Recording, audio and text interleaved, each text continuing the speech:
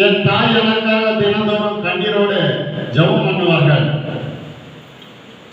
என்னை பார்த்து சொன்னார்கள், என் மகனே, நீ ஆண்டவரை விட்டு ஓடி போகலாம், ஆனால் என் ஜெபத்தை விட்டு நீ ஓடி போக முடியாது. என் ஜெபம் உன்னை கொண்டு வரும் ஆண்டவராண்டே, மறுபடியும் தேவன் மறுபடியும் உன்னை கொண்டு வருவார் என்று சொல்வார்கள்.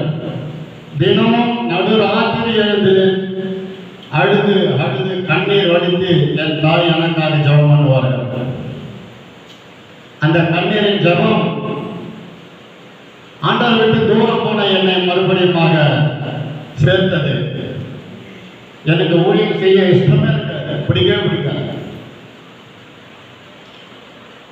அப்படி இருந்த என்னை ஆண்டவர் என்னோடு பேசினார்.